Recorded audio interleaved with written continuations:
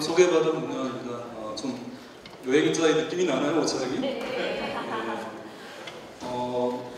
고향이 광주인데요, 저도요. 그래서 광주의 역사적인 5.18 문화센터에서 이 자리에 서니까 시작 전부터 설레기도 하고요. 그 다음에 약간 긴장감도 좀 느껴지는 게 마치 여행 가기 전날 그 느낌이나 혹은 낯선 여행지에 도착했을 때 그 정말 아무도 모르는 그 낯선 여행지에서 느끼는 그 설레임과 또 긴장감처럼 어떻게 보면 비슷하게 좀 느껴지는 것 같네요. 오늘 제가 좀 여행과 관련된 이야기를 좀 할 텐데요. 우리가 살아가면서 좀 그렇게 오랜 시간은 아니지만 스쳐 지나가면서 만났지만 굉장히 인상이 남는 사람도 있고요. 굉장히 짧은 시간이었지만 유난히 좀 기억에 자꾸 떠오르는 어떤 그런 사건 같은 게 있을 수 있는데 저한테 좀 그 대목 중에 한 대목이라고 한다면 제가 대학교 때 이제 교직 편지 일을 좀 잠깐 했었는데 그때 이제 교직을 편집을 하면 인쇄소에 이제 인쇄를 맡겨야 되잖아요. 근데 제가 이제 전대의대 이제 학동 그 캠퍼스 앞에 학동 앞에 이제 인쇄소가 하나 있었는데 그 인쇄소가 굉장히 싸면서도 교직을 잘 만들어줬어요. 거기를 이제 가곤 하는데 문제는 그 인쇄소가 1년에 한 3분의 1은 문을 닫아요. 그 시간을 굉장히 잘 맞춰요. 그분이 인쇄소를 닫고 뭘 하시느냐. 그 인쇄소를 들어가 보면 알아요. 그 인쇄소 안에 들어가 보면 이 벽면이 각국에서 이렇게 가지고 온 어떤 기념품, 뭐 배지, 뭐 이런 것들 있잖아요. 그래서 정말 여행의 어떤 그런 느낌이 살아있는 여행 박물관 같은 어떤 그런 인쇄소예요. 그래서 1년에 한 3분의 1 정도는 이제 문을 닫고 이제 여행을 가시는 거죠. 그래서 시간을 잘 맞춰서 이제 그 인쇄소를 가야 되는데 그 사장님을 제가 몇 번 마주치면서 나도 좀 저렇게 나중에 살았으면 좋겠다 이제 이런 생각들을 했었는데 또 그렇게 되나요 항상? 그래서 사실은 이제 여행도 좀 많이 못 다니고 이제 이랬었는데 제가 이제 작년 2014년도 8월부로 해서 하는 일을 좀 정리를 좀 했어요. 그래서 지금까지 이제 아까 뭐 잠깐 소개를 해줬는데 사실 좀 쉬고 있고요. 그래서 그 쉬는 기간 동안에 좀 여행을 좀 다니고 있습니다. 그래서 여행을 좀 다니면서 느꼈던 여러 가지 이야기들을 같이 오늘 나눴으면 좋겠습니다.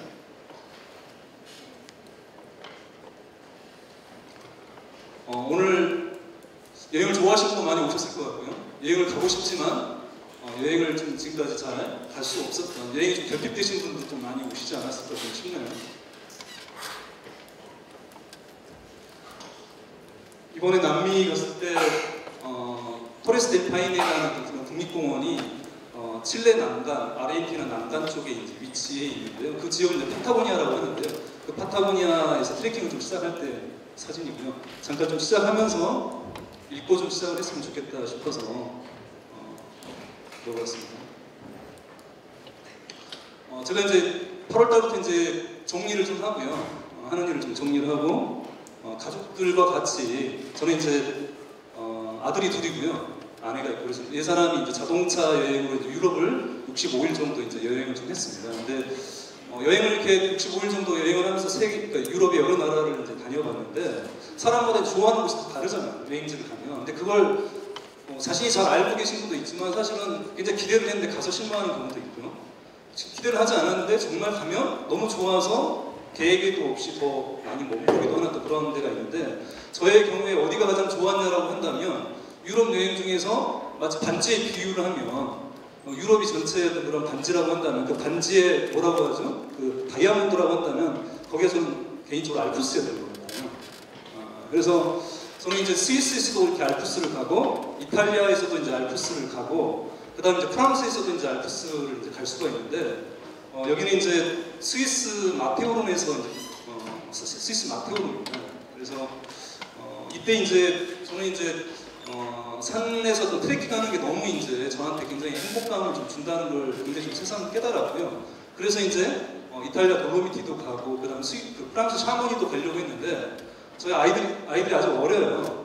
그때 당시만 해도 이제 초등학교 2학년, 초등학교 6학년이었기 때문에 그래서 아이들이 또 산은 이제 그만 가자고 하고 아내도 이제 산은 좀 되지 않았냐고 해서 샤모니도 못 갔어요.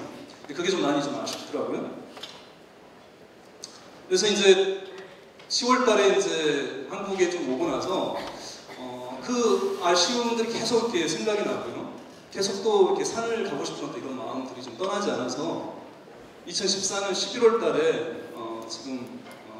지금은 지진으로 해서 큰 고통을 좀 받고 있죠. 그래서 네팔에 갔습니다. 여기는 이제 네팔 그 안나푸르나에서 틸리초 호수라는 호수가 있습니다. 그래서 틸리초 호수가 한 5,000m 정도 해발 위치에 있는데요. 그 해발 5,000m에 있는 세계에서 가장 높은 틸리초 호수를 방문했을 때 사진이고요. 근데 그러니까 안나푸르나를 이렇게 라운딩을 하고 왔는데도 또 계속해서 안나푸르나 생각이 떠나지 않고요.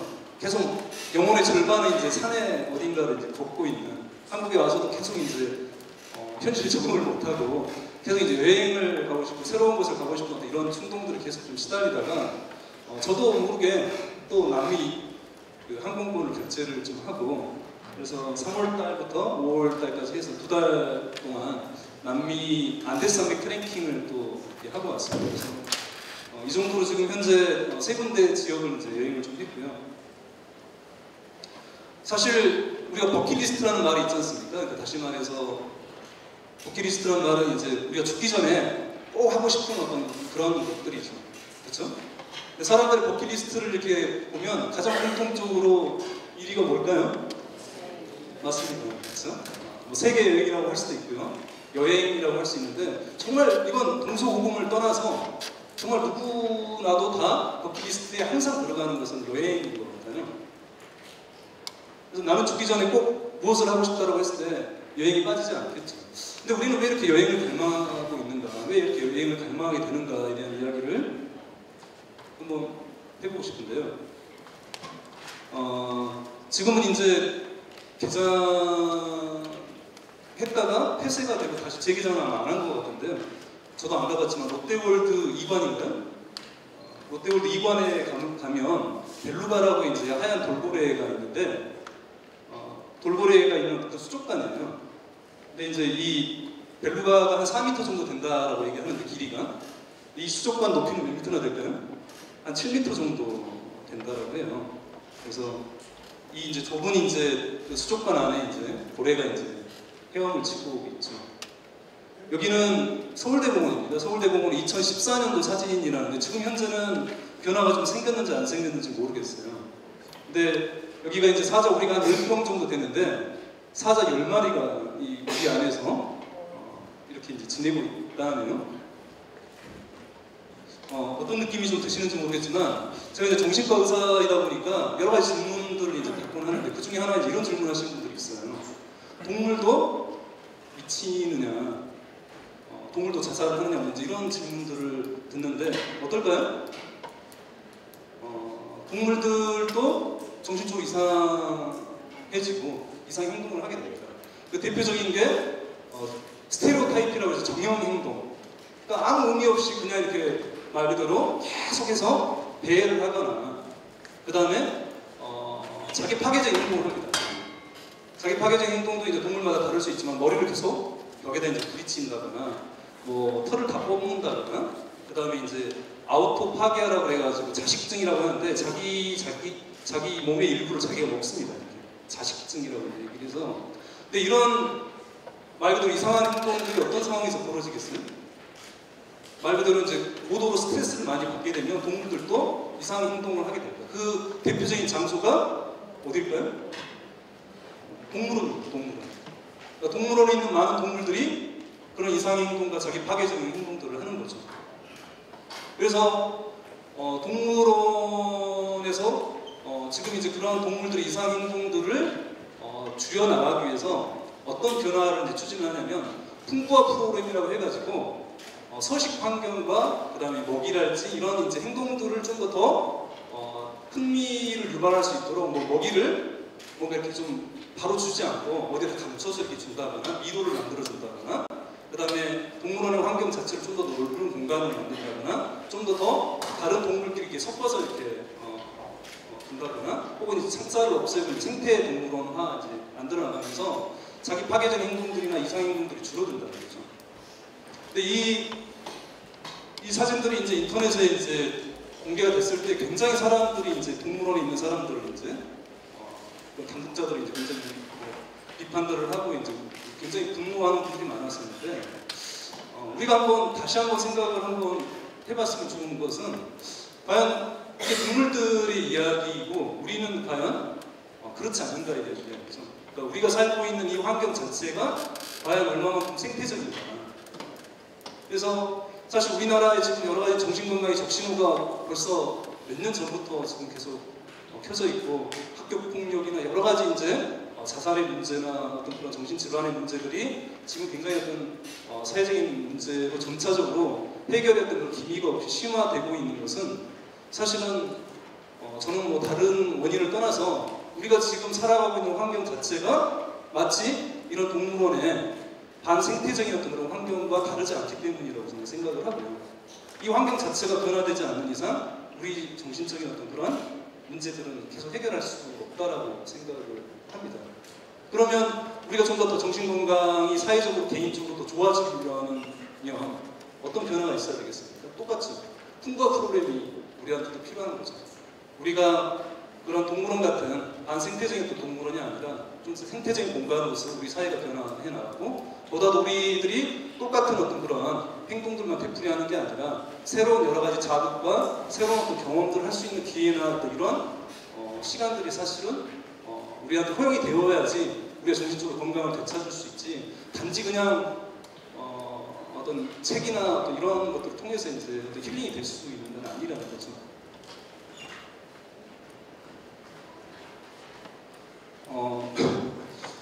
너무 이렇게 상식적인 얘기인데요. 우리는 인간이기 이전에 사실 동물이죠. 인간이 어떻게 탄생이 됩니까? 어떤 장면인지 아시겠습니까? 정자와 난자가 이렇게 만나는 거죠. 그렇죠? 수정란이 이제 만들어지는 어떤 그런 장면인데 정자의 여행을 하는 거죠. 아주 긴 여행은 아니지만 한 20cm 정도 여행을 하는 거지만 수억 마리 속에서 정자가 이렇게 여행을 해서 난자 이렇게 만나서 인간이 이제 태어나는 거죠. 근데 이 정자는 굉장히 운동성을 가지고 있는 거죠. 그렇죠? 난자라는 것은 사실 그 자리에 그냥 그대로 머물러 있는 어떤 그런 상태고요. 그래서 이동성과 이 정주성이라는 표현을 좀 쓰는데 다른 말이 좀 약간 좀 손쉬운 말이 있으면 좀 좋을 것 같은데 아무튼 다른 말이 좀 약간 대체가 좀 어려워서 이동성과 정주성이 만나서 이제 우리 인간이 이렇게 태어나는 거죠.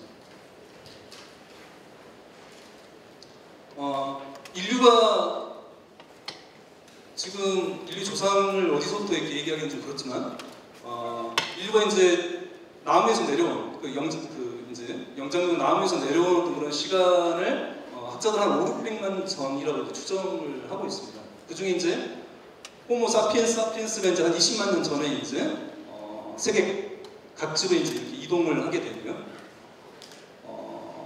그래서 이제 이렇게 인류가 아프리카에서부터 이제 시작을 해서 전 세계로 이렇게 퍼져 나갔다라고 이제 학자들은 추정을 이제 하는 거죠. 인류학자들은. 근데 이 마지막 호모 사피엔스는 말 그대로 가장 이동하기에 이동 능력이 가장 뛰어난, 이동성이 가장 뛰어난 어떤 그런 영장류 자체가 우리 인간의 어떤 조상이었다고 볼 수가 있죠. 그래서 우리 인간 자체는 굉장히 어떤 이런 동적인 인간, 그 이동성이 뛰어난 어떤 종의 어떤 그런 기원을 하고 있다는 그런 이야기를 드리고 싶고요. 그러다가 이제 한 1만 년 전부터 인간이 어떻게 되죠? 정착을 하게 됩니다. 정착 생활을 이제 하게 되죠. 그러니까 전체 한 500만 년 동안의 어떤 역사 중에 1만 년의 어떤 500분의 1 정도의 역사가 우리가 이제 정착의 역사를 가지고 있죠. 하지만 우리 유전자를 구성하는 것은 훨씬 더 많은 어떤 그런 이동 역사를 우리가 이제 사실은 지니고 있다고 볼 수 있고요. 여행을 하다 보면 좀 가끔 화날 때가 있는데 사유지가 나타나요. 들어갈 수가 없어요. 여기는 사유지입니다. 들어가서는 안 됩니다. 이렇게 이제 막아놔요. 그래서 사실은 지금 자본주의의 어떤 그런 폐해가 너무 우리 사회에 지금 갈수록 이제 심화되어 가는데 사실은 이 자본주의라는 게 결국 이제 사유재산인 거잖아요. 근데 이 사유재산이라는 것은 사실은 이제 이동하는 어떤 유목민들이나 어떤 그런 수렵 채집 생활을 할 때는 사실은 사유재산이라는 개념 자체가 별로 중요하지도 않고 사실 없죠. 근데 정착을 하면서 인간이 정착을 하면서 내 땅이라는 이제 어떤 그런 내 집이라는 어떤 그런 내 거라는 어떤 그런 소유의 개념이 생겨나고 그다음에 이제 미래를 위해서 이제 가축을 키우고 농작물을 이제 씨앗을 키우고 이제 이렇게 되면서 잉여 그런 생산물이 나타나면서 내 것이라는 그런 개념, 사적 소유가 이제 생겨난 거죠. 그러니까 지금 사실은 자본주의가 지금 이렇게 발달을 했는데 사실 그 초기 어떤 농경사의 어떤 그때부터 사실 어떤 사적 소유가 전차적으로 현재 진행이 되어 왔죠. 그래서 지금 이제 어떤 그런 우리가 소유하고 싶은 어떤 이런 욕구가 자꾸 생겨나는 것은 우리가 이제 사실 어떤 그런 정착의 역사와 다르지 않다고 볼 수 있고요. 우리가 좀 더 이동성을 가지고 있다고 한다면 소유에 대한 어떤 그런 개념들도 사실은 많이 좀 약해질 수가 있겠죠. 그래서 최근 들어서는 예전과는 좀 다르게 소유하는 것보다는 이동성들이 많이 이제 생겨나는 것 같아요. 뭔가 이렇게 사서 구입하는 것도 있지만 렌탈을 한다거나 일시적으로 이용하는 뭔가를 소유하기보다는 뭔가를 경험하는 데 자꾸 이제 돈을 쓰기도 하고 그래서 점차적으로 어떤 그런 인류 역사가 좀 변화되어 가는 것도 느껴볼 수 있을 것 같은데요. 생물학적인 얘기를 잠깐 좀 해볼까 합니다. 우리가 어떤 사람들은 굉장히 그런 사람들이 있죠. 그러니까 어떻게 보면 정착을 못하고 계속 뭐라고 하죠? 역마살이라고 하죠. 역마살이 있어가지고 계속 이렇게 옮겨 다니고 뭐 여행을 한다면 계속 여행을 다니고 어떤 사람들은 정반대로 너무 이렇게 집 떠나는 고생이라는 그런 생각 때문에 집을 절대 안 떠나고 그냥 한 곳에만 계속 있으려고 하고 변화를 굉장히 싫어하는 이런 분들이 있잖아요. 여기 계신 분들도 다 어느 한쪽에 이제 해당이 이제 되실 수 있을 것 같은데 그것을 무엇이 결정하느냐. 어떤 사람들은 그렇게 역마살이 있고 어떤 사람은 그렇게 집 밖을 벗어나는데 어려움들을 치료하느냐를 뭐 여러 가지 각도에서 뭐 생각해 볼 수 있겠지만 학자들은 이게 유전학적으로 어느 정도 영향을 받고 있다라고 보는 거죠. 그래서 자유유전자가 있다라고 봅니다.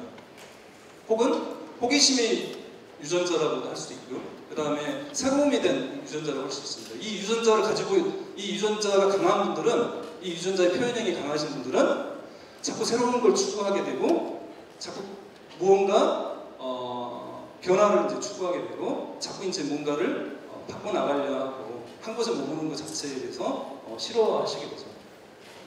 그래서 실제로 이제 정신분열병을 연구하면서 이 유전자가 밝혀졌는데요. 이 도파민 리셉터 D4라는 DRD4라는 유전자가 방금 얘기했던 그 자유유전자와 연관되어졌다라고 이제 보고요. 이 뭐 학자들마다 연구 결과가 약간 다르긴 한데 이 유전자의 길이에 따라서 어떤 사람은 그렇게 자유유전자가 강하고 어떤 사람은 자유 경향성이 약하다라고 이렇게 볼 수도 있고요. 또 뭐 대립 형질의 차이에 따라서 강하고 약하고 이렇게 이제 분석들을 하는데 이건 어떤 절대적으로 믿으실 건 아니고요. 그만큼 영향을 받고 있다 정도로만 이제 이해를 하셨으면 좋은 거거든요. 근데 이 자유유전자가 굉장히 많이 발달하신 분들은 아까 얘기했던 것처럼 여행을 굉장히 좀 좋아하시고 늘 새로운 곳이랄지 이렇게도 하겠지만 그렇게만 나타나지 않고 여러 가지 방향에서 나타날 수 있겠죠. 뭔가 새로운 것에 대한 지적인 호기심일 수도 있고요. 그게 꼭 외부 세계에 대한 호기심만이 아니라 자기 내면에 대한 호기심이거나 어떤 새로운 어떤 그런 일이랄지 어떤 새로운 어떤 경험에 대한 호기심일 수도 있고요. 또 어떤 식으로 나타날까요? 안 좋은 쪽으로 나타나면? 그러니까 뭐 연애한테는 어떻게 나타날까요? 이 자유유전자를 가지고 있는 사람, 강한 사람들은 이제 한 연인이나 한 배우자한테 이제 말 그대로 만족을 못하는 거죠. 자꾸 양다리를 걸치려고 하거나 뭐 또 다른 사람을 만나려고 하거나 이런 부분들이 사실 이제 그 바람기라고 얘기하는 것도 이제 이 DRD4 유전자하고도 연관성이 있다라고 이제 보는 거죠. 그래서 유전자 검사를 해보시면 내가 이제 어떤 사람인지를 조금 더 이해하실 수 있는 어떤 그런 계기가 될 수 있겠죠. 신화 이야기를 보면 우리가 이제 이런 아까 얘기했던 정주성과 이동성의 어떤 전형적인 인물들을 이렇게 엿볼 수가 있습니다. 문학 작품에서도 볼 수가 있는데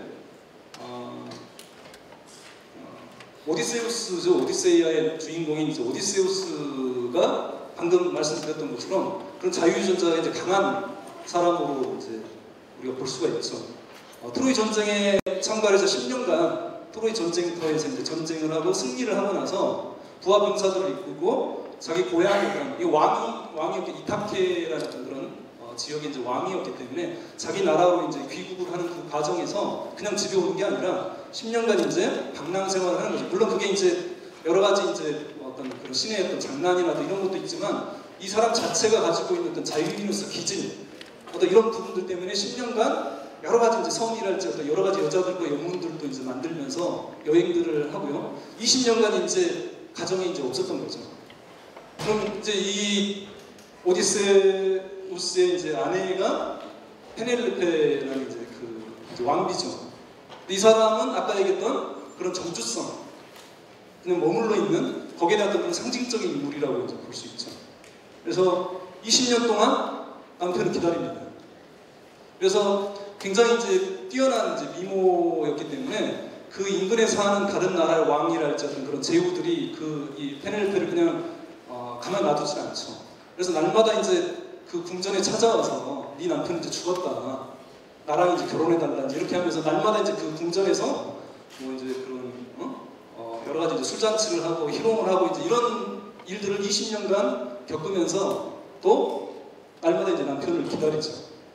근데 그것도 이제 뭐 핑계를 이제 대기가 좀 그래서 이제 어머니 수의를 이제 짠다라고 해서 이제 밤에 이제 수의를 다 짠 안에 이제 결혼을 해주겠다라고 이제 얘기를 하지만 사실 밤에 수의를 짰다가 다시 이제 풀어버리고 그래서 몇 년 동안 계속해서 수의를 짰다가 푸는 이런 일들을 계속 이제 반복을 하는 거죠. 그래서 어떻게 보면 일상을 계속해서 반복해서 살아가는 많은 현대인들의 어떤 그런 상징적인 어떤 인물이라고 볼 수도 있고 이걸 남녀라고 이제 볼 수도 있지만 사실은 꼭 어떤 남녀라고 구분할 수는 없고 하나의 상징적인 어떤 그런 인물이라고도 생각을 해본다면 우리 많은 현대인들의 모습들을 닮아 있는 거죠. 그리고 이 오디세우스는 아까 얘기했던 그런 이동성의 어떤 그런 상징적인 어떤 존재라고 볼 수 있고요. 그래서 이 대목에서 한번 스스로가 질문을 한번 자기 자신한테 한번 던져봤으면 좋을 것 같아요. 그러니까 어떤 사람은 정주성이 강한 사람이 있고요. 어떤 사람은 이동성이 굉장히 강한 사람이 있을 것 같은데 이 4점은 이제 중간 정도라고 가정을 합시다. 4점은 말 그대로 내가 돌아다니는 것도 좋아하고 그 다음에 안정적인 어떤 그런 정착하는 어떤 그런 생활도 좋아하는 게 내가 4점이라고 한다면 나는 과연 몇 점일까? 한번 스스로 한번 자가 진단을 한번 해보시죠. 1점부터 7점까지라고 했을 때 정말 이제 돌아다니기 싫어하고 뭔가 새로운 변화를 두려워하고 이렇게 이런 분들은 이제 1점이라고 볼 수 있고요. 햄릿형이죠, 햄릿. 그 다음에 굉장히 뭔가 새로운 변화를 항상 추구를 하고 실제로 나는 여행이나 돌아다니는 것을 좋아하시는 분들은 아주 이제 7점이라고 볼 수가 있겠죠. 스스로가 몇 점인지 한번 자가 진단이 되세요? 몇 점일 것 같나요? 4점? 여행 많이 가나요? 정확히요? 몇 점이라고 생각하세요? 2점이요?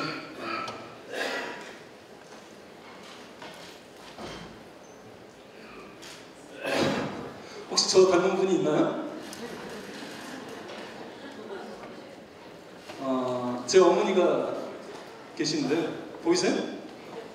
이분이 저 어머니신데 제가 이제 작년에 어머니랑 어머니 친구분들 모시고 백수 해안도로 백수 쪽으로 이렇게 여행이라고 해야 되나? 좀 이렇게 드라이브를 해서 해수 온천인가요? 해수지만 어떤 거기를 들리고 이랬었는데 너무 좋아하시더라고요.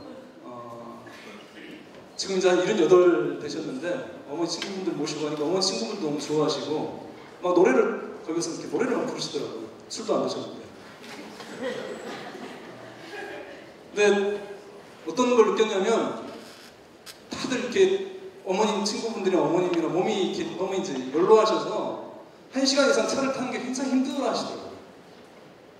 그래서 자꾸 이제 허리를 붙잡고 다니시거나 중간에 자꾸 멈추시고 그래서 너무 좀 안타깝기도 하고 근데 그 여행이 참 좋았어요. 근데 저희 아버님은 어떤 분이시냐면 뭐라고 표현해야 될까요?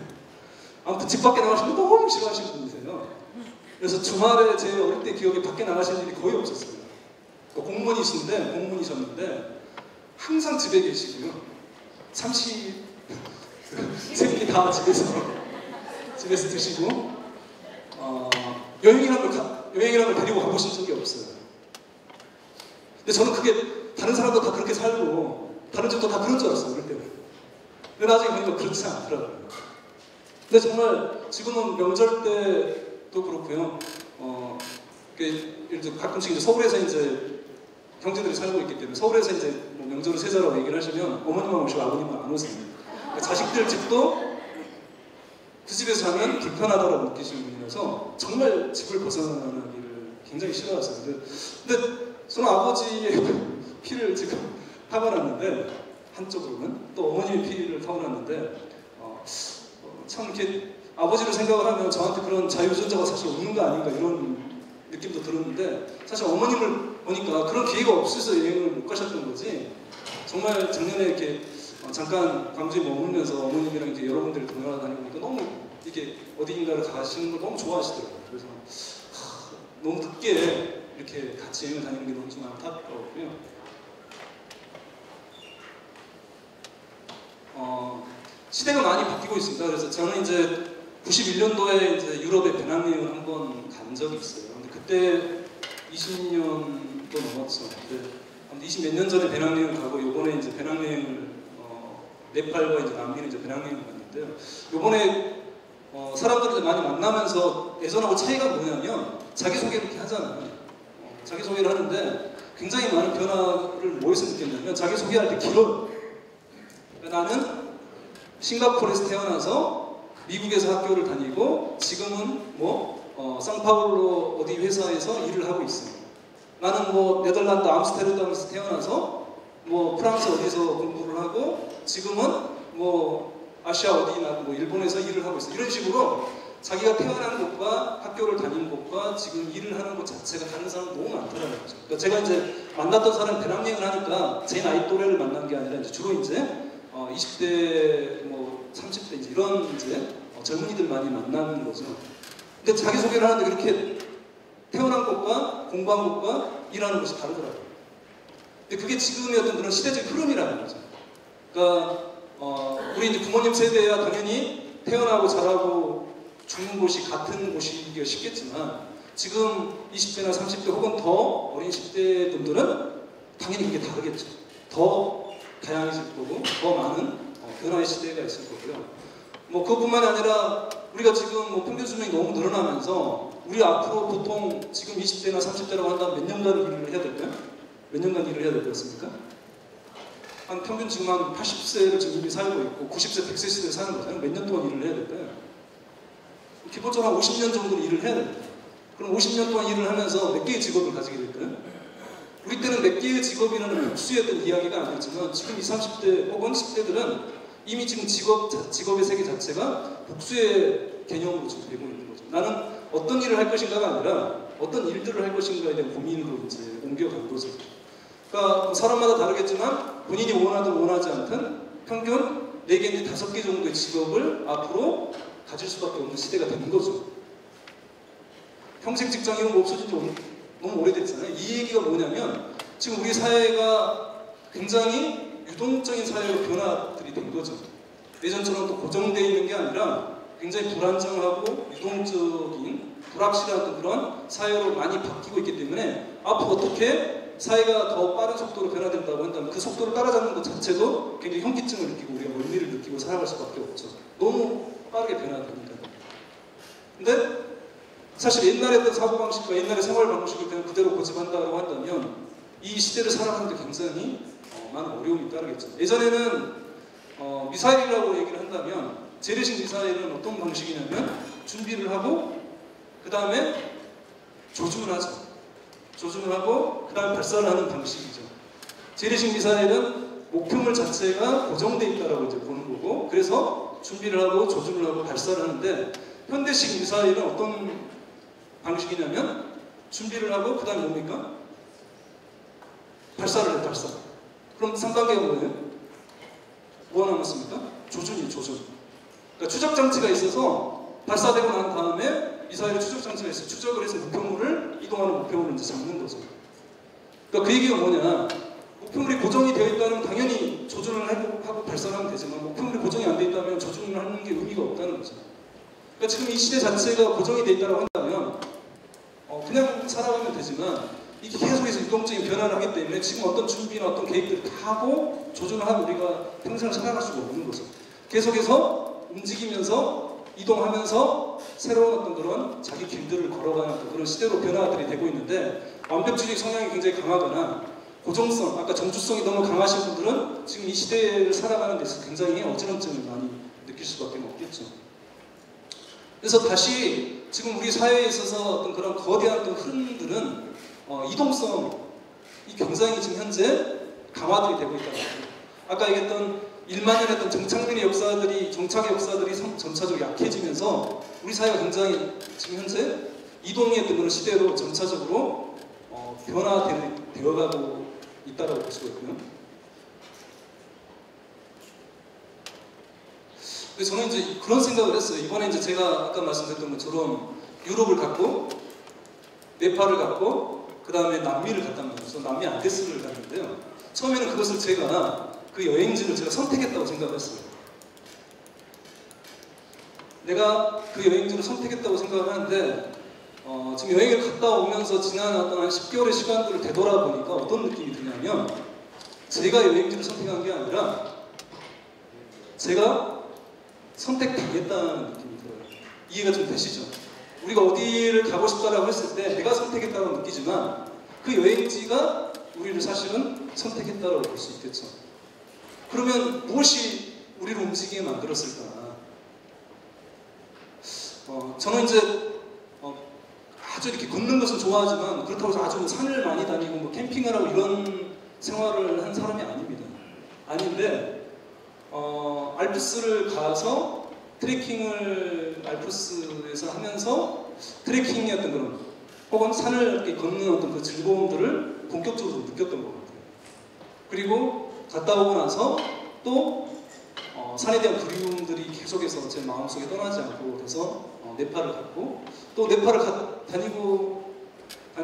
다녀와서도 계속해서 산에 대한 어떤 갈망감들이 이렇게 멈추지 않더라고요. 그래서 우연찮게 이제 인터넷에서 파타고니아에 있는 아까 보여드렸던 그 산의 풍경들을 보면서 너무 이렇게 주체할 수가 없더라고요. 그래서 정말 제가 여행지를 선택한 게 아니라 여행지가 우리를 선택을 한 거고 우리가 그 여행지에 끌리는 어떤 이유가 있을 수밖에 없는 거죠.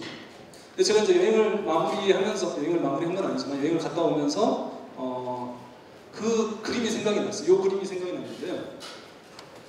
서울, 광주는 안 왔을 것 같아요. 서울에 이제 고갱전을 한 몇 년 전에 한 적이 있었어요. 고갱전을 했는데 고갱의 그림 중에서 이제 이런 그림이 있습니다. 고갱의 옆자리라고 이제 얘기를 하는데 우리는 어디에서 왔는가, 우리는 누구인가, 우리는 어디로 가는가라는 굉장히 긴 제목의 그림입니다. 그림도 굉장히 크고요. 그 다음에 고갱이 굉장히 가족들을 잃고 굉장히 힘든 시기에 이 그림을 그리고 자살을 하겠다라고 생각을 하고 이제 마지막 유작으로 그려야겠다고 생각을 하고 이제 온 힘을 다해서 이제 그렸던 그림인데 그때 저는 이제 이 그림 앞에서 이 제목에 대한 제 나름대로 어떤 답을 한번 해보려고 했어요. 몇 년, 3년 전인가 4년 전인데 근데 그때는 우리는 어디에서 왔고 우리는 누구이고 우리는 어디로 가는가에 대한 그런 답을 참 하기가 어려웠었는데 이번에 여행을 정리를 하면서 저는 거기에 대한 어떤 제 나름대로의 답들을 좀 찾았어요.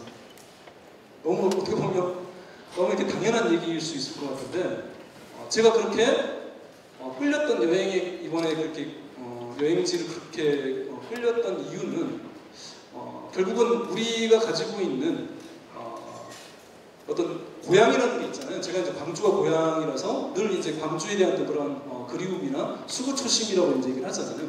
그래서 광주에 대한 또 생각들, 어떤 광주의 어릴 시절 기억들을 이렇게 계속해서 음미하면서 어른이 돼서도 살아가는 것처럼 우리 안에는 또 그런 고향을 그리워하는 또 이런 마음이 있는데 인류의 어떤 그런 보편적인 어떤 고향, 생물학적인 어떤 태어난 그런 고향이 아니라 인류의 어떤 그런 보편적인 고향은 바로 자연이라고 할 수 있겠죠.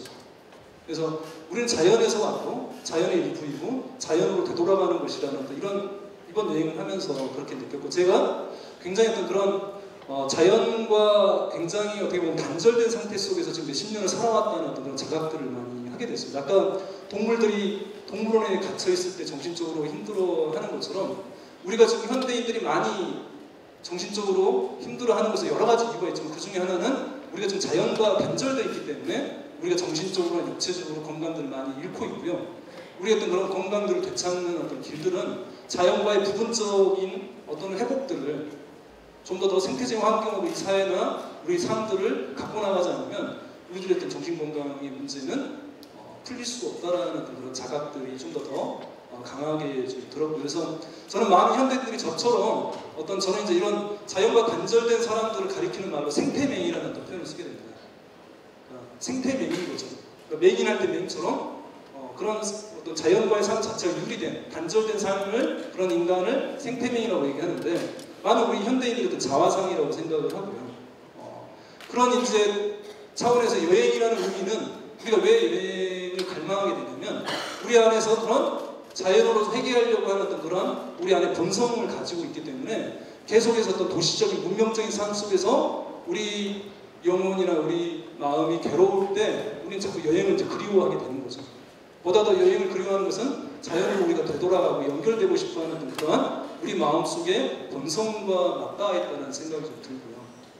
그래서 보다 더 우리가 여행 속에서 치유가 될 수 있는 거죠. 그래서 저는 이제 사실 상담을 하면서 상담을 하면 다 좋아질까요? 그렇지 않습니다. 상담할 때 굉장히 좀 어려운 경우도 있죠. 상담을 함에도 불구하고 말 그대로 치유적인 변화들이 잘 일어나지 않고 계속해서 자살을 시도를 하고 계속해서 어떤 그런 우울감 속에서 무기력감 속에서 이렇게 지내는 분들이 있는데 그런 경우에는 너무 이렇게 상담만의 방식들을 고집하지 않고요. 여행을 보내거든요.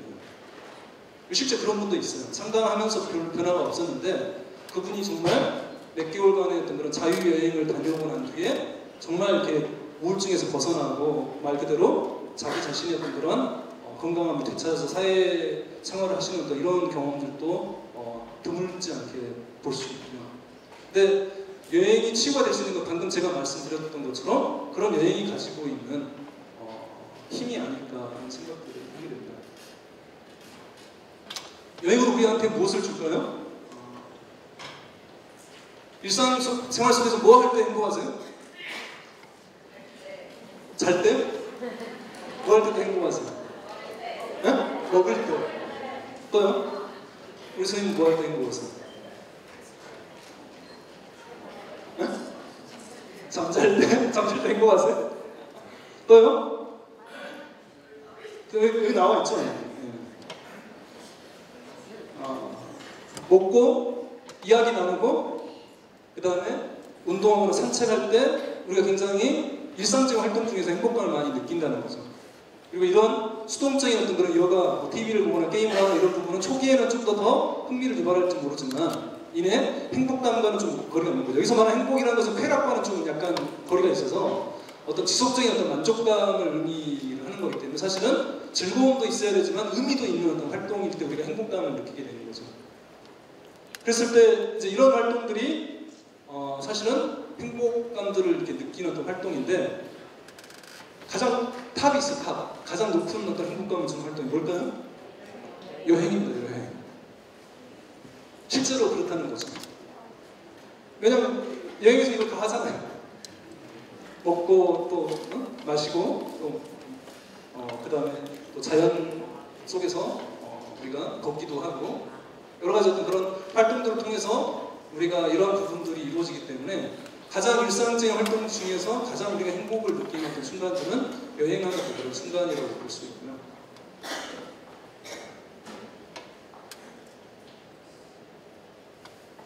누군지 아세요? 앤서니 퀸인가요? 나훈아같이 생긴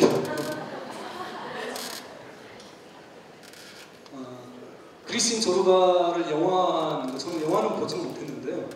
조르바 역할을 했던 이제 앤서니 퀸이죠.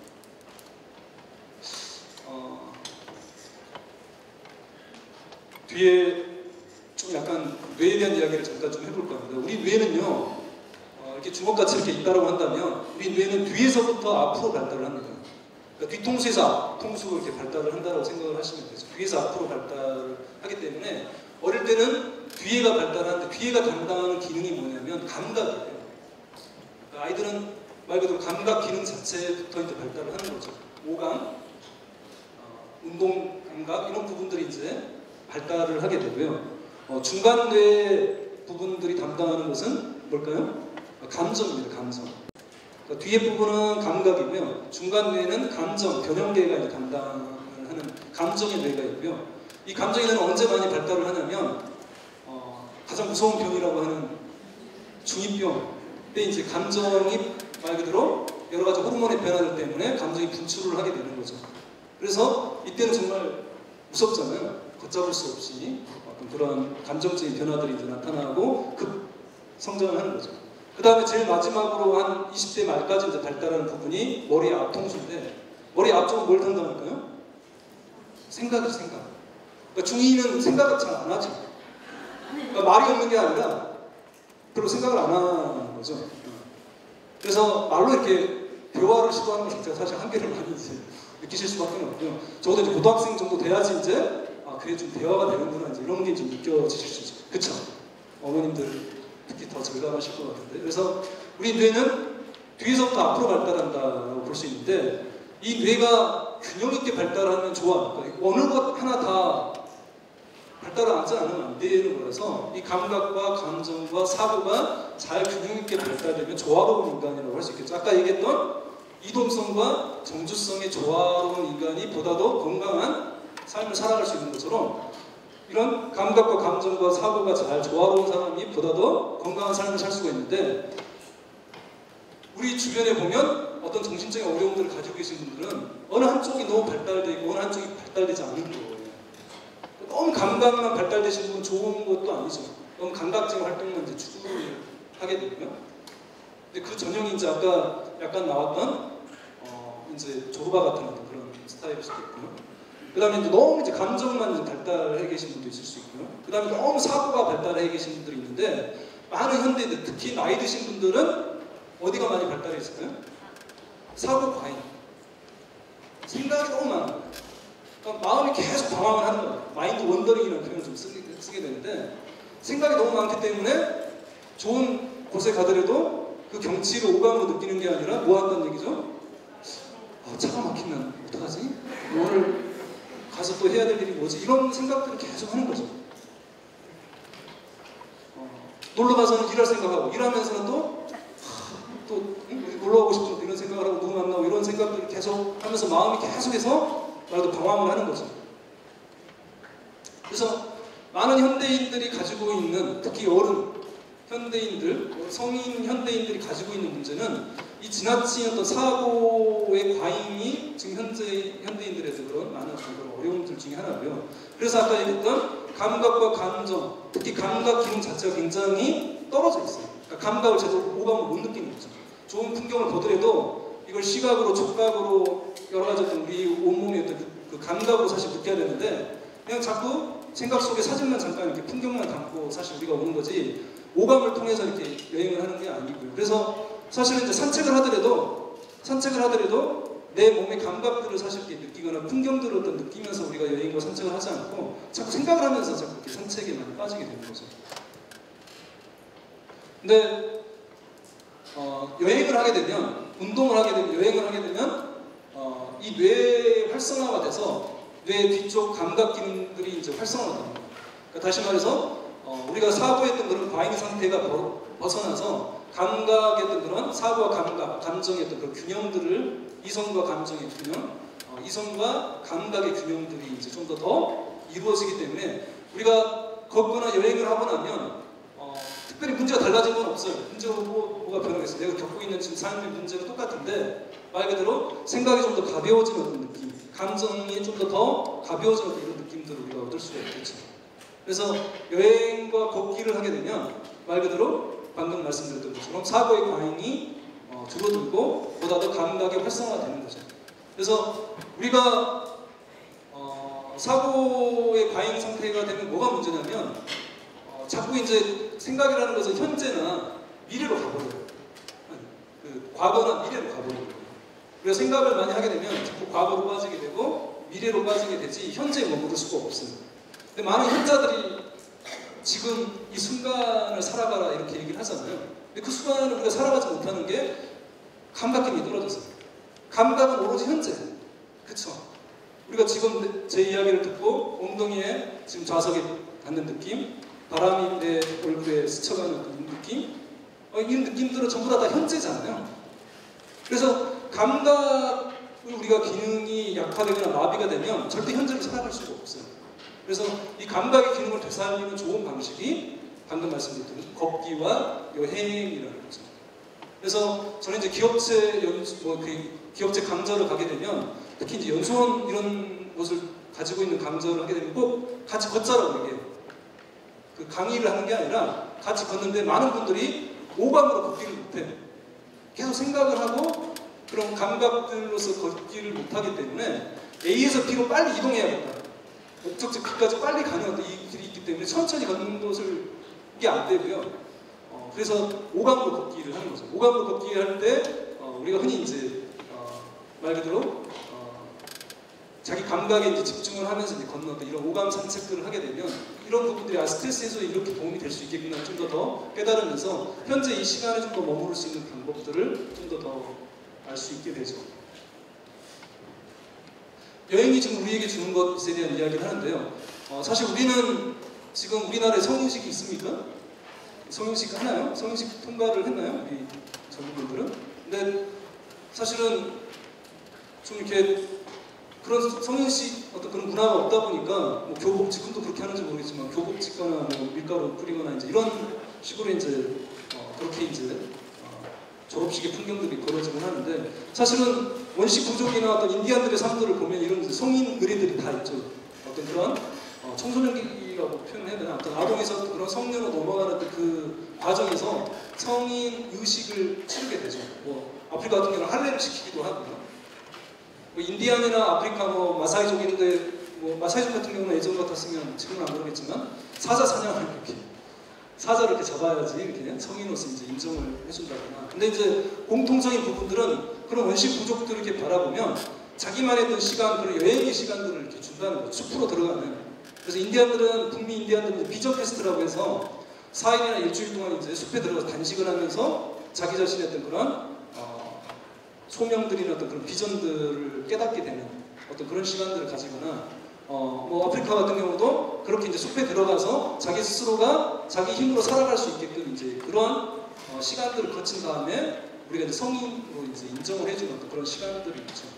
근데 사실 지금 우리 아이들은 스스로 살아갈 수 있는 힘 자체가 얼마나 가지고 있을까요? 몸은 이제 어른이 굉장히 조숙해서 뭐 어른들 노래 따라부르고 이렇게 되지만 사실 스스로 살아갈 수 있는 스스로 생각하고 스스로 결정하고 스스로 행동하고 스스로 책임지는 어떤 능력들은 오히려 시간이 지날수록 더 많이 약해져가고 있는 거 아닌가라는 생각이 듭니다. 제 아이들이고요. 우리 애들도 저희 애들도 좀 그렇게 아무튼 뭔가 자기들이 잘 못하는 부분들이 있었지만 유럽에 이제 65일간 여행을 다니면서 한 3분의 1 정도는 캠핑을 했어요.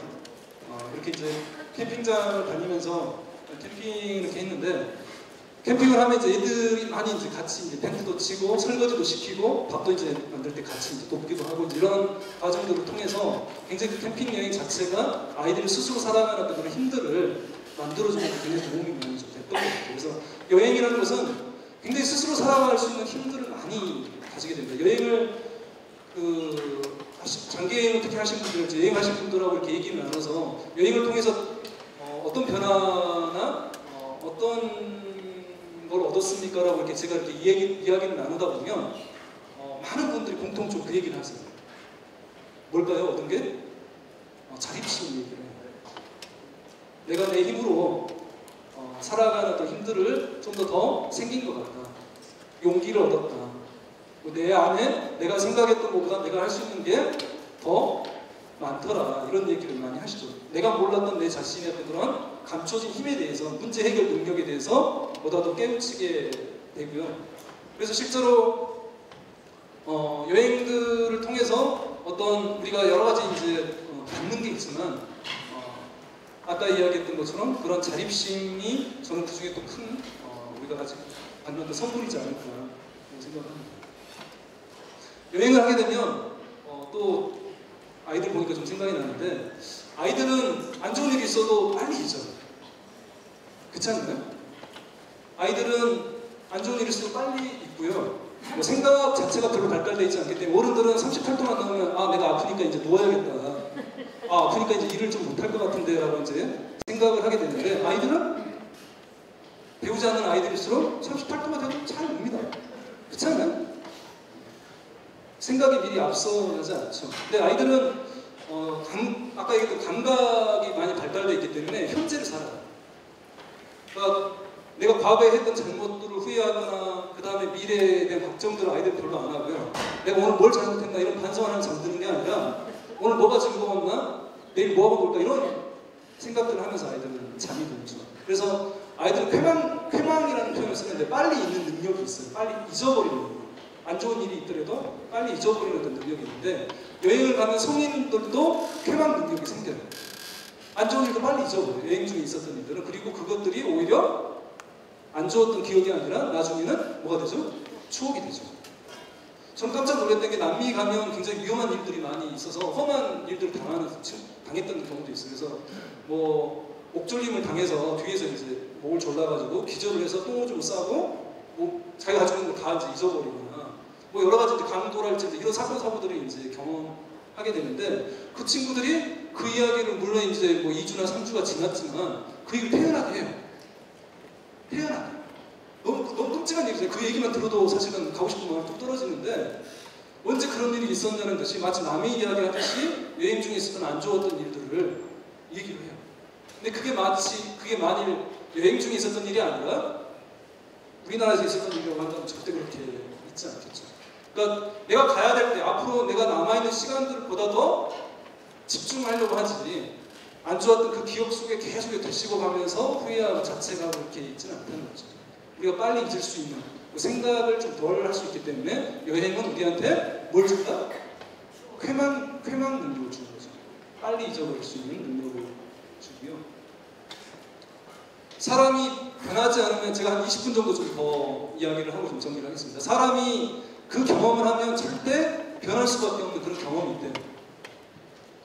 그러니까 세 가지라고 얘기를 하는데 두 가지는 이해가 되는데 한 가지는 이해가 안 됐어요. 근데 뭐냐면 첫 번째는 임사체험. 너무 당연하죠. 정말 죽음 직전까지 경험하시는 분들 삶이 달라지죠. 그렇죠? 왜 달라질까요? 삶의 중요도가 달라지기 때문에, 중심 가치가 달라지기 때문이죠.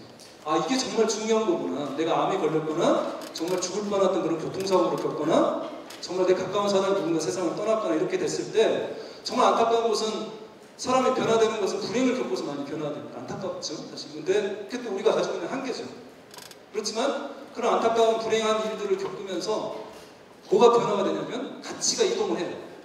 예전에는 덜 중요했던 가치가 더 중요한 가치, 가장 중요한 가치로 이동을 하면서 더 많이 가지고 더 열심히 일하는 게 중요한 게 아니라 삶을 보다 더 뭐 즐기거나 혹은 가족이나 건강이 중요하다 이런 것들 깨닫게 되면서 어떤 새로운 활동이나 새로운 어떤 그런 변화들을 우리가 하게 되죠. 그래서 임사체험을 하면 사람이 달라질 수밖에 없고요. 두 번째는 쉽게 할 수 없지만 우주여행, 우주 비행을 하면 사람이 변하는 겁니다. 그러니까 우주에서 유영을 하면서 지구를 바라보는 그 풍경을 결코 잊을 수가 없을 거 아니겠어요? 우리는 한 번도 본 적이 없지만 사진으로 밖에 볼 수는 없지만 그 풍경 우주 비행을 하고 나면 우주 비행사들이 다 그 우주 나사에서만 이렇게 계속 근무하는 게 아니잖아요. 결국 이제 그만두잖아요. 과학자로서 생활을 그만두게 되는데 그만두고 나서 과학자로서 생활을 계속 하는 게 아니라 많은 분들이 사회활동가나 종교인으로서 변화가 된대요. 그러니까 우주에서 이런 우주 비행을 하게 되면 내가 얼마나 정말 작은 존재인가라는 어떤 그런 느낌들이 정말 절실하게 느껴지고 내가 가지고 있는 어떤 그런 편견이나 어떤 주장이나 신념, 어떤 사람들과의 어떤 그런 과거의 어떤 상처를 주고받았던 이런 일들, 이런 것들이 너무 사소하게 느껴지고요. 우리가 하나라는 어떤 그런 전체적인 연결감들을, 우주적인 연결감이죠. 일체감이라는 것들을 굉장히 경험하면서 삶 자체가 굉장히 변화가 된다라고 하더라고요. 그래서 우주 비행사들의 어떤 그런 우주 비행사의 귀환인가 그런 책이 있습니다. 그 책을 보면 그런 이제 심리적인 변화들을 이제 잘 설명을 해주는데요. 세 번째는 돌고래하고 헤엄을 치면 변화된다라고 하는 건 잘 모르겠습니다. 실제 그러는지 안 그러는지 모르겠고요. 근데 우리가 산에 갈 때도 히말라야 갔을 때 사진인데 산에 가서도 우리가 그걸 느끼잖아요. 정말 인간 현실에 살았던 어떤 그런 문제들이 굉장히 작게 느껴지고 나라는 존재에서 굉장히 작게 느껴지고 또 자연과의 어떤 그런 일체감들을 느끼면서 우리가 연결되어 있다는 이런 느낌들을 사실은 받으면서 보다 더 스트레스가 풀린다는 이런 느낌들을 사실은 받게 되고요. 그 다음에 이제 바로 연결해서 결국 여행이라는 것은 다른 세계를 우리가 가보는 거잖아요. 그게 이제 어떤 외적인 어떤 여행이라고 한다면 외부 세계로 우리가 낯선 곳으로 이제 장소를 공간을 이동을 하는 것이 이제 여행인데, 그렇기 때문에 어떤 한 세계와 다른 세계가 이제 내가 속해 있던 세계와 새로운 세계가 이제 만나면서 접촉을 하게 되고 교류가 이제 일어나게 되죠. 그건 사람과 사람의 어떤 그런 교류와 접촉일 수도 있고요. 어떤 문화와 문화, 공간과 공간의 어떤 그런 변화 속에서 새로움 속에서 어떤 그런 교류들이 마치 세포막을 통해서 계속 이동을, 내 외부가 이동을 하는 것처럼 새로운 세계 속에서 이동이 수평적으로 이루어지죠. 이게 이제 강압적으로 이루어지는 것은 이제 사실 여행이 아니라 이제 뭐 식민, 제국주의 때는 이게 강압적으로 새로운 문화가 인식이 되고 인간관계 속에서도 어떤 강압에 의해서 이제 그런 자기 생각도 주입하는 게 있지만, 여행 자체는 수평적인 이제 그런 교류가 이제 일어나는 그런 교차가 이제 일어나는 거죠. 그래서 제가 이제 사실은 처음에는 남미에 갔을 때 저는 낯가림도 있고 말도 이제 잘 안 되기 때문에 처음에 1인실을 썼어요. 1인실을 갔는데 1인실 가니까 돈도 좀 더 들고요. 그다음 남들은 이렇게 모여 있는데 저 혼자 이렇게 1인실 혼자 있으니까 굉장히 좀 심심하기도 하고 그러더라고요. 그래서 며칠 지나지 않아서 다인실로 이제 옮겨갔어요. 어떤가 보자라고. 근데 다인실 가니까 정말 재밌더라고요. 뭐 말이 되든 안 되든 어떤 식으로 같이 이렇게 젊은 친구들하고 어울리고 같이 또 팀을 짜서 이렇게 여행을 다니고 뭐 이제 이렇게 하면서 혼자 다닐 때도 있고 혼자 캠핑을 할 때도 있고 하지만 또 같이 이렇게 캠핑을 하고 같이 여행을 다니는 그 순간들도 참 좋았던 것 같아요. 근데 그게 제가 원래 성격 자체가 이렇게 개방적이었던 거나 뭐 이렇게 활발하고 이런 게 아니고 제가 굉장히 숙기가 없고요. 제 초등학교 동창들도 지금 와 있는데 제가 굉장히 조용하고 좀 이런 편이거든요. 그래서 혼자 있는 거 좋아하고. 근데 여행을 가면 제가 의도적으로 노력을 하지 않아도 어떤 변화가 생기냐면, 저는 이제 그걸 적절한 용어를 찾지 못해서 자아의, 제가 좀 약간 좀 너무 말을 좀 어렵게 좀 표현하지 모르겠는데 자아의 투과성이라는 표현을 좀 썼는데, 그게 자아가 열리는 거죠. 자아의 개방성이지. 내가 노력을 하지 않아도 내 자아가 열려서 다른 사람과 보다 더 교류를 하고 보다 더 접촉을 하려고 하는 어떤 그런 무의식적인 내면적인 변화들이 생기는 거죠. 우리가 보세요. 지금은 옆에 계셔도 서로 잘 인사 안 하잖아요. 그쵸? 한번 옆에 분 한번 바라보시겠습니까? 인사 아직 안 하셨죠? 지금 이제 건성으로 인사하셨고, 한번 눈을 한번 5초만 한번 바라보세요. 상대방 눈으로 정말 인사 한번 바라보세요. 눈을 마주치면서. 아직 어색하죠?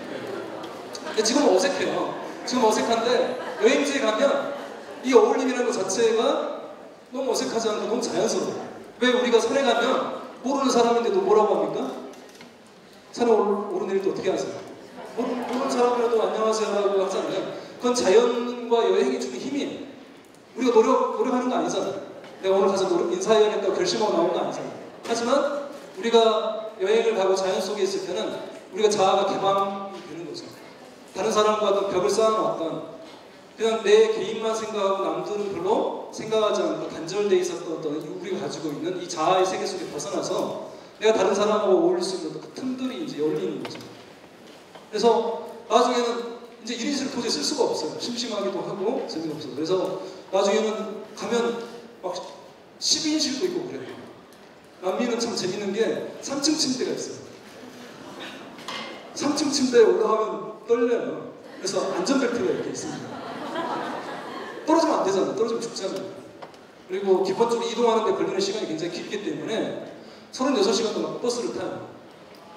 화장실이 이제 버스 안에 이렇게 있고요. 근데 한 36시간 한 2번 타니까 8시간 이동하고 10시간 이동하는 것은 아주 껌값이에요. 시간이 금방 가요. 사람 적응력이 굉장히 대단해서 처음에 어떻게 36시간을 타고 이렇게 생각을 했는데 한번 타고 나니까 8시간, 10시간 타는 것은 정말 와, 서울에서 서울로 가는 것 같은 느낌이 들 정도로 사실은 그래서 저는 사실은 뭐 많은 분들이 뭐 착각하실지 모르겠는데 저는 영어도 잘 못하고요.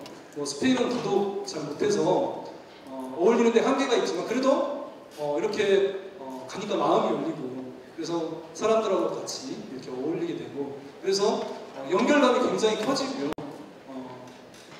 우리가 모두 연결되어 있다는 느낌이 듭니다.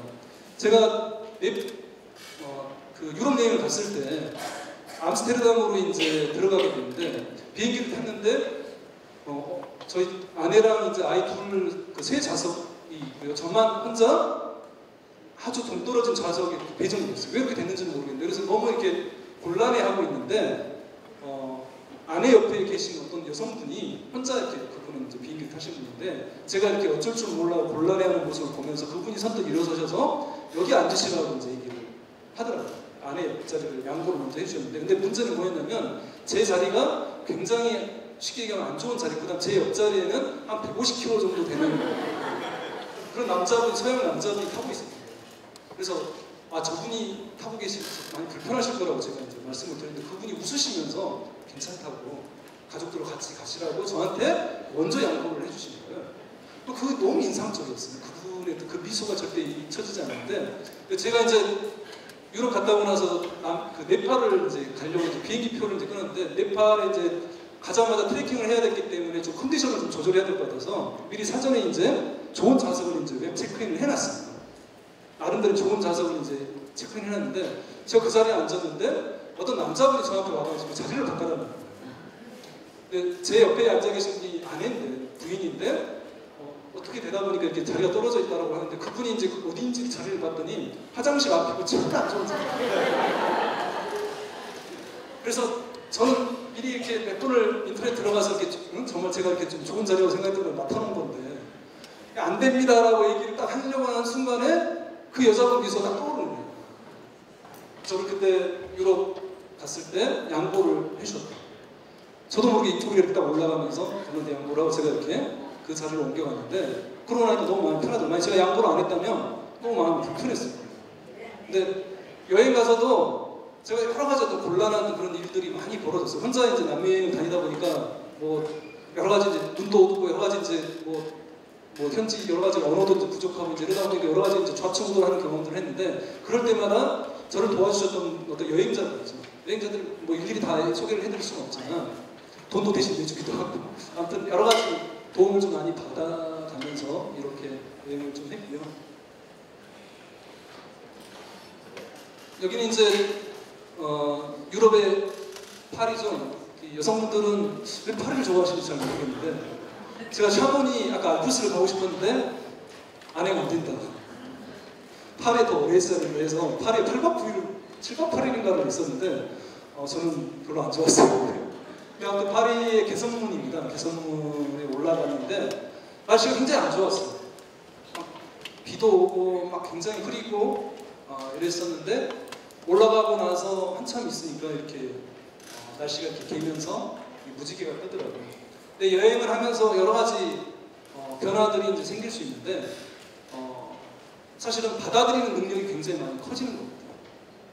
그러니까 우리는 여행 가면 사실은 내가 간 날은 날씨가 좋아야 되고 뭐 다른 어떤 그런 모든 게 안 좋은 일도 있으면 안 되고 뭐 이렇게 좋은 일이 있을 거라는 기대감으로 사실 가지만 여행을 가면 사실 막상 그렇습니까? 특히 긴 여행을 갈수록 뭐 당연히 세상 일이 그렇던 것처럼 좋은 일만 있는 게 아니라 굉장히 힘든 일, 어려운 일도 있지만 여행을 가다 보면 예전에 여행 가기 전에는 정말 좋은 것만 바랬다고 한다면 여행 가면 안 좋은 일은 안 좋은 일대로 받아들이고 좋은 일은 또 좋은 일대로 즐길 수 있고 그럼에도 불구하고 아까 얘기했던 것처럼 과거에 계속 머무르지 않고 남은 시간을 어떻게 하면 좀 더 즐겁게 보낼 수 있을 것인가에 좀 더 마음을 향해 갈 수 있게 되더라는 거죠. 그래서 받아들이는 어떤 그런 우리 삶이 살아가면서 겪게 되는 여러 가지 고통이나 불행이나 어려움들을 받아들이는 능력, 문제를 해결하는 능력, 문제에 직면하는 능력, 피하지 않고 맞닥뜨리고 그것들을 해결하는 데 힘들이 굉장히 커지기 때문에 여행을 하고 나면 사람이 저는 특히 자유여행이랄지 좀 긴 여행을 할수록 사람이 좀 보다 더 이렇게 좀 더 커질 수 있는 것 같아요. 그래서 막 이렇게 상담 오기 싫어하는 학생들 많거든요. 학생들 중에서 막 억지로 상담하고 이렇게 하는데 저는 그런 부모님한테 항상 상담 보내지 마시고 여행을 좀 보내시라 항상 이렇게 또 얘기를 합니다. 그래서 여행이 가지고 있는 굉장히 치유적인 힘이 있고요. 제가 대학교 때 이제 91년도에 배낭여행 갔을 때 사진입니다. 지금 다들 어디서 뭘 하고 있는지 모르겠네요. 영국 공항에서 이제 노수 갈 때고요. 요번에도 이제 남미 가서 요번에도 그 침낭 깔고 노숙도 좀 했었는데 근데 참 이제는 못하겠더라고요. 하루 하고 나니까 정말 힘들더라고요. 저는. 근데 여행은 무엇이다라고 각자 한번 정의를 한번 내려보실 수 있을까요? 나에게 여행이란 이것이다. 제 얘기를 한번 들어보세요. 저는 여행의 정의를 그렇게 했죠.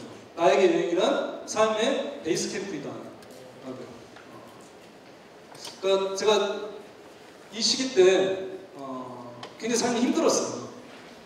그래서 제가 이제 학교를 6년째 때문에 6년 만에 졸업을 해야 되는데 휴학을 2번을 했어요. 그래서 2번째 휴학 때 뭔가 여행이 돌파구가 될 거라고 생각을 하고 이제 배낭여행을 그때 갔습니다. 91년도에 갔는데 저는 여행을 가면 뭔가 삶의 어떤 그런 고민에 대한 해답을 찾을 수 있지 줄 알았어요. 저는 이제 그 고민 중에 하나가 제가 앞으로 무엇을 할 것인가 고민이었고 의사의 길이 저는 아닌 것 같고 뭔가 다른 게 있을 것 같고 그래서 뭘 해야 될지 사실 그 부분이 전혀 이렇게 마음이 정리가 안 된 채 의대 생활을 굉장히 이렇게 보냈기 때문에 우리 의대 동창도 지금 와 있는 근데 굉장히 아웃사이더로 이렇게 굉장히 맴돌았고요.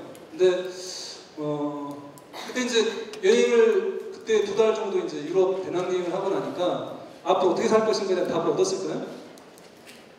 전혀 얻지 못했습니다. 아까 얘기했던 것처럼 여행을 하게 되면 시제가 어떻게 되는 거죠? 과거와 미래가 있는 게 아니라 현재만 있어요. 그래서 여행을 가니까 미래에 내가 어떻게 살 것인가 이런 고민을 하고 있는 게 아니고요. 오늘 뭐 먹을까? 오늘 어디서 살까? 이 생각밖에 안 하는 거예요. 특히 이제 예약을 안 하고 이제 가기 때문에. 근데 아무것도 사실은 어떤 삶에 대한 어떤 방향에 대한 고민들 하나도 해결이 안 됐고, 그 다음에 실제로 여행을 가신 분들이 그런 기대를 가지고 뭐 산티아고 순례길을 가시거나 뭐 여러 가지 뭐 히말라야를 가시거나 이런 분들 중에서 그 답을 찾고 오신 분은 저는 거의 보지 못했어요. 근데 왜 여행을 좋다라고 얘기하느냐? 아까 이야기했던 것처럼 방금 얘기 드렸던 것처럼 여행이 가지고 있는 힘, 여행을 통해서 스스로가 현실을 직면하고 말 그대로 내가 할 수 있는 만큼 부딪혀 나갈 수 있는 어떤 그러한 문제 해결을 하는 능력들이 생겼기 때문에 지금 자기 자신의 문제를 더 이상 머리로 고민하는 게 아니라 스스로가 선택하고 여행은 계속 선택의 연속이잖아요. 그래서 그러한 스스로가 힘으로 문제를 직면하고 현실을 살아가는 힘들을 얻어왔기 때문에 지금의 삶 속에서 굉장히 큰 힘이 되죠. 그래서 우리가 이제 심리적으로 굉장히 큰 어려움을 이제 겪게 되면 퇴행이 벌어집니다. 퇴행은 이제 어려지는 거잖아요. 근데 꼭 행동만 어려진다는 게 아니라 심리적으로도 자꾸 과거로 이제 머무르게 되죠. 그래서 그 과거에 머무르는 시점이 언제냐면요. 심리적으로 힘들게 되면 내가 과거에 자원이 굉장히 풍부했거나 행복했던 시간들, 관계의 질이 좋았던 그 순간 속으로 들어가요. 그리고 그때 그 추억과 그때 그 사람들과 그때 그 장소와 그때 그 공간 속에 있으면 굉장히 마음에 위안이 느껴지는 거죠. 초등학교 동창이 좋잖아요. 그치? 초등학교 때 내가 정말 친구랑 뛰어놀고 이랬던 시간이 정말 행복했던, 좋았던 시간이라고 한다면 초등학교 동창들 만나면 정말 말 그대로 위로가 되는 거죠. 즐겁고 행복하고. 그러니까 우리가 심리적으로 힘들면 심리적 퇴행이 돼서 내가 심리적 자원이 풍부했던 그 과거의 시간 속에 머물게 되는데 이게 그 과거 속에 헤어나오지 못하면 사실 이게 완전히 퇴행이 되는 거지만 일시적으로 심리적 퇴행이 됐다가 다시 이제 자기 위로와 자기 치유를 통해서 현실에 맞설 수 있게 된다고 한다면 이건 굉장한 자기 치유가 되는 거죠. 근데 저는 이제 힘들 때마다 제가 이제 뭘 했냐면 저는 과거 제가 살았던 집을 찾아가요. 저는 예전에 광주에 살았을 때 청소년기 이제 많이 힘들고 이제 이랬을 때는 제가 어린 시절에 살았던 어딘지 모르시죠? 누문동인데요, 누문동. 누문동의 집을 찾아갑니다. 지금은 제가 놀랬는데 폐가예요, 폐가. 작년에 왔거든요. 누문동에 폐가가 왜 이렇게 많아요? 완전히 그 예전에라고 한다면 도심지였는데 완전 공동화돼서 너무 사람도 다니는 사람도 별로 없고 집이 이렇게 비운 빈집처럼 이렇게 있더라고요. 아, 재개발될 예정인가요? 그렇군요. 근데 저는 이제 힘들 때 횟집을 가면 그때 아이들과 같이 놀았던 그 골목, 어떤 그 언저리에 이렇게 있게 되면 그때 그 느낌이나 그때 그 감각이나 기억들이 제 자신을 많이 위로를 해줘서 힘든 일이 있을 때마다 횟집들을 찾아가거나 옛 친구를 만나고 이러면서 많이 이렇게 자기 위로를 삼았던 것 같아요. 근데 여행이 그런 역할을 해줘요. 제가 이 2달간의 유럽 배낭여행을 하고 나서 그 뒤로 제 문제를 피하지 않고 좀 더 현실의 삶을 직면하고 제 스스로의 힘으로 좀 더 부딪혀 살아갈 수 있었던 것은 이 여행에서 얻었던 경험이 크지 않았었나 싶고요. 그 다음에 제가 그 뒤에 또 힘든 일이 닥쳤을 때 그때 일들을 또 생각을 해보면 여행에 어떤 그런 좋았던 기억이나 제 스스로가 어려움을 헤쳐나왔던 그 기억들이 저를 다시 또 힘이 나게끔 만들어주는 것 같아요. 그래서 등산을 하려면 베이스 캠프가 있잖아요. 바로 처음부터 이렇게 딱 올라가는 게 아니라 베이스 캠프가 있기 때문에 J캠프, J캠프에 설치해서 날씨가 악천후가 있거나 내가 아프거나 어떤 그런 예상치 못한 일이 있게 되면 바로 철수를 하는 게 아니라 어떻게 됩니까? 베이스 캠프 가서 다시 재정비를 하고 재충전을 해서 다시 또 올라가잖아요. 그런 것처럼 우리가 삶에 있어서 우리가 자기 인생을 살아가려면 말 그대로 삶의 베이스 캠프가 자기가 있어야 된다고 생각을 하고요. 그 베이스 캠프 역할을 해주는 사람마다 다르겠지만 제 인생에서 저는 여행이 참 그러한 역할들을 해줬고요. 제가 이제 8학번이기 때문에 이제 49이잖아요. 그래서 저는 이제 50 이후에 제 인생을 살아가는 데 있어서 정말 중요한 어떤 그런 버팀목이나 어떤 베이스 캠프 역할을 지난 10개월 동안의 여행 자체가 저한테 해줄 거라고 생각하고 과감하게 집까지 팔아가면서 여행을 다녀왔고요.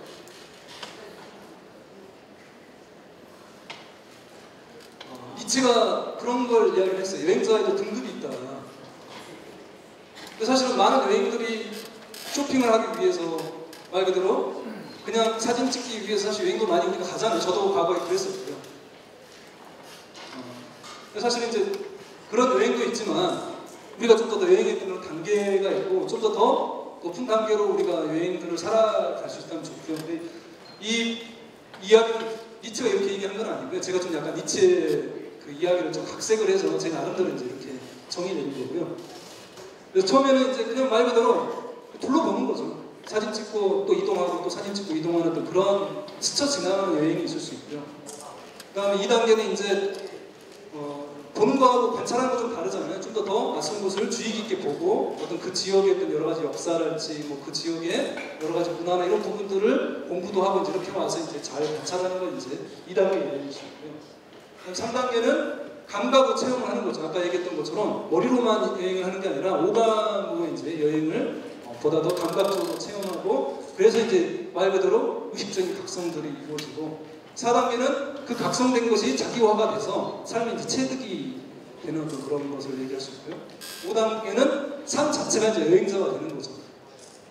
그러니까 여행자의 그런 정신으로 여행자의 마음으로 인생을 사는 거죠. 새로운 변화를 두려워하지 않고 그 두려움과 설레임을 간직하고 또 어떤 외적인 어떤 세계를 새로운 세계로 보다 더 탐색을 해나가고 여행을 해나가고 여기서 말하는 이 여행은 외부 세계로의 여행만이 아니라 내부 세계로의 여행도 마찬가지입니다. 그러니까 자기가 가지고 있는 어떤 생각과 어떤 자기 자신의 어떤 그런 의식들 속에 머무는 게 아니라 새로운 어떤 의식과 새로운 어떤 생각들의 어떤 그런 세계 속으로 점차적으로 접근을 해들어가는 거죠. 제가 상담을 하면 변화가 일어나지 않는 사람들이 있다고 했는데 가장 변화가 일어나지 않는 사람이 어떤 사람이냐면요. 자기 생각에 대한 소유를 놓지 않는 사람이에요. 자기 어떤 생각, 신념, 어떤 그것들을 놓치지 않고 그래서 자기 자신의 어떤 그런 생각에 대해서 비판적인 사고를 할 줄 모르는 사람 이런 사람들은 절대 말 그대로 상담을 해서도 변화가 일어나지 않습니다. 내 경험한 게 옳고 내가 생각한 게 옳다라고 나는 인생의 피해자라고 한다면 그 피해자라는 그 생각 속에서 계속 놓지 않고 근데 사람이 참 답답하게 느껴질지 모르겠지만 우리가 좋은 것을 사실 추구한다고 생각을 하지만 사실 사람들은 좋은 걸 추구하는 게 아니고 익숙함을 많이 추구하게 됩니다. 자기가 또 오래 가지고 있는 어떤 그런 생각이나 감정, 경험 이런 부분들이 있다면 사실 그걸 잘 놓지 않으려고 하죠. 근데 여기서 말하는 여행자의 어떤 삶이라는 것은 어떤 그런 외부 세계로서의 어떤 그런 새로운 세계로의 어떤 그런 이동만이 아니라 내면 세계 속에서 보다 더 다른 세계 속에서의 어떤 그런 열린 어떤 생각들 새로운 어떤 그런 가치관의 어떤 변화들을 의미한다고 볼 수 있겠죠. 아까 그 틸리츠 호수인데 틸리츠 호수 가는 길이 굉장히 험해요. 멀리서 보면 정말 실 같은 길 하나가 있는데 그 길이 단단한 길이 아니라 막 돌로 되어 있는 그런 자갈길 비슷한 길이어서 길이 걸으면서 막 무너지고 이런 길들을 걸으면서 이렇게 한참을 가면 아까 천국 같은 어떤 그런 호수가 나타나요. 그렇더라고요. 근데 제가 참 좋아하는 그 글인데요. 한번 이 글을 같이 읽으면서 제가 한번 읽으면서 오늘 여행하는 인간에 대한 이야기를 마칠 것 같습니다. 우리는 여행을 삶과 여러 가지 공통점이 있잖아요. 그리고 아까 여행하는 인간 호모 비아트로라는 어떤 그런 제목이 붙어 있는데요. 호모 비아트로라는 말은 말 그대로 길 위에 있는 인간이라는 그런 의미입니다.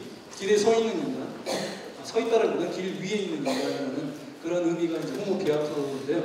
우리 인생의 어떤 그런 인생이라는 것 자체가 사실은 그 자기 길을 평생 찾아가는 그 과정이잖아요.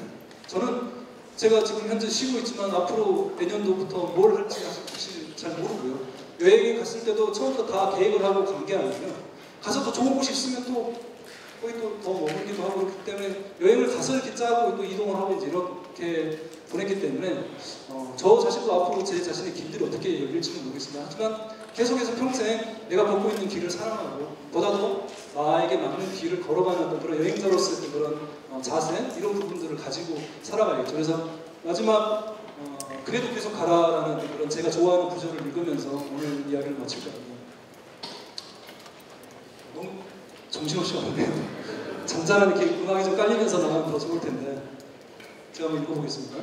인생이란 한 번에 한 걸음씩 가는 여행이란다. 제가 읽기보다는 좀 대신 읽어주면 어떨까요? 좀 낭낭한 목소리가 좀 좋을 것 같아요. 낭낭하지 않아도 괜찮아요. 좀 그런가요? 부탁을 좀 드릴까요? 네? 좋습니다. 마이크를 드릴까요? 이쪽으로 나오시죠. 제가 마이크를 드릴게요.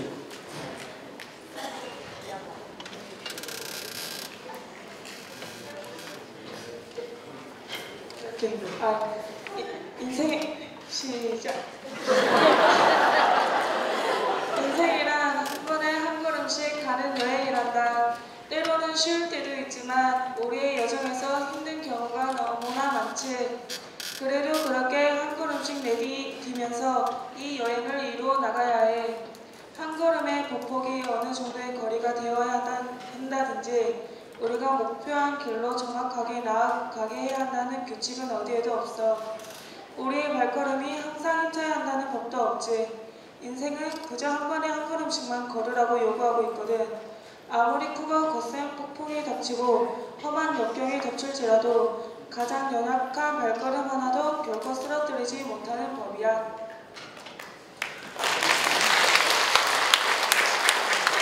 감사합니다. 제가 트레킹을 하면서 가장 높이 올라갔던 데가 5,600m인데요.